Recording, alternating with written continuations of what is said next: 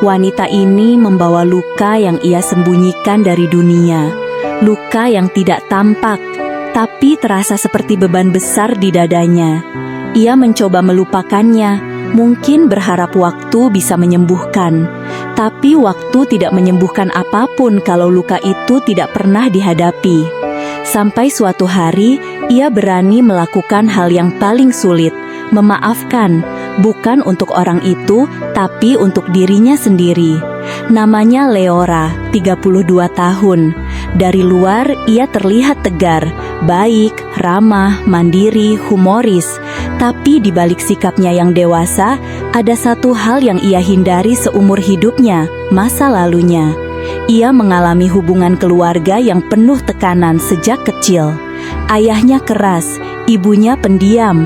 Setiap kesalahan kecil dianggap besar, setiap perasaan dianggap lemah. Leora tumbuh dengan pola pikir, jangan ganggu orang, jangan merepotkan. Selesaikan sendiri. Jangan menangis. Ia belajar bertahan, bukan menyembuhkan. Dan luka itu terbawa sampai dewasa. Ia selalu sulit percaya orang, sulit merasa aman, sulit merasa cukup. Ia menjalani hidup dengan hati yang setengah tertutup, bukan karena ia tidak ingin mencinta, tapi karena ia takut disakiti lagi.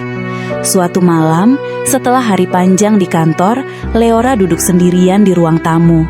Lampu redup, udara dingin, sunyi. Ia merasa sesuatu yang menumpuk di dadanya selama bertahun-tahun, seperti dinding yang retak tapi tidak pernah runtuh. Ia menutup mata dan tiba-tiba memori masa kecil itu muncul, teriakan ayahnya. Rasa takut, rasa tidak berdaya, rasa ingin lari. Ia membuka mata dengan air yang menggenang. Untuk pertama kali dalam hidup, ia bertanya pada dirinya, "Sampai kapan aku membawa ini semua?" Pertanyaan sederhana itu mengguncang seluruh dirinya. Keesokan harinya, ia berjalan ke taman, tempat ia bisa berpikir tenang. Di tengah rumput dan suara angin, ia membuka ponselnya dan mencari topik tentang melepaskan masa lalu dan forgiveness healing. Ada satu kalimat yang membuatnya berhenti scroll. Memaafkan bukan berarti menghapus luka. Memaafkan berarti berhenti membiarkan luka itu mengendalikan hidupmu. Leora menutup ponsel dan menatap langit. Matanya penuh air. Karena ia tahu, selama ini luka itu yang memimpin hidupnya, menentukan pilihannya, menentukan caranya mencinta, menentukan cara ia melihat dirinya. Untuk pertama kalinya, ia ingin bebas. Malam itu, ia mengambil jurnal dan menulis nama seseorang, nama yang selama ini paling sulit ia tulis, ayahnya. Tangan Leora gemetar.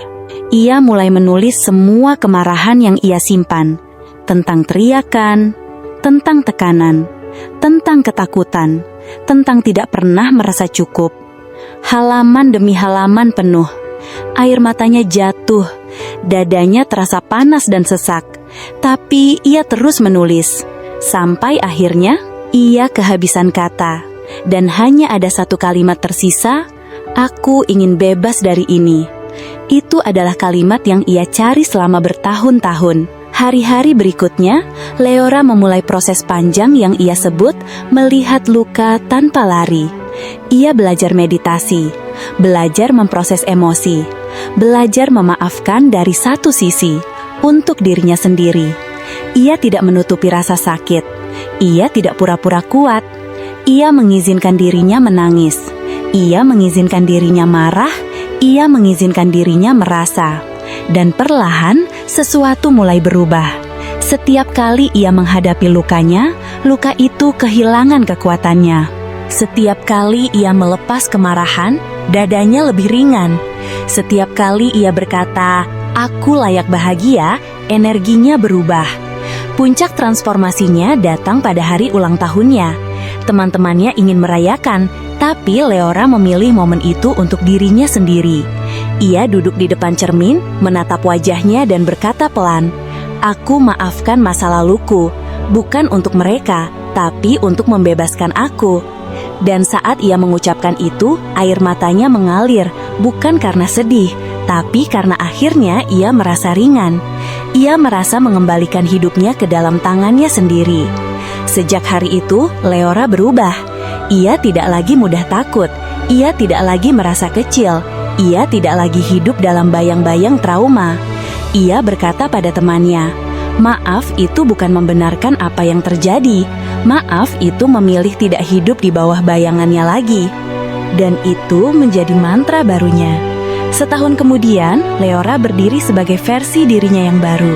Lebih lembut, lebih kuat, lebih tenang, lebih bebas. Ia menulis di jurnalnya, "Aku bukan luka masa laluku. Aku adalah pilihan yang kuambil hari ini." Dan bagi Leora, itulah hari ia benar-benar lahir kembali. Jika pernah mengalami hal yang serupa, share pengalamanmu di komen, dan jika bermanfaat, bagikan video ini ke teman seperjuanganmu. Terima kasih.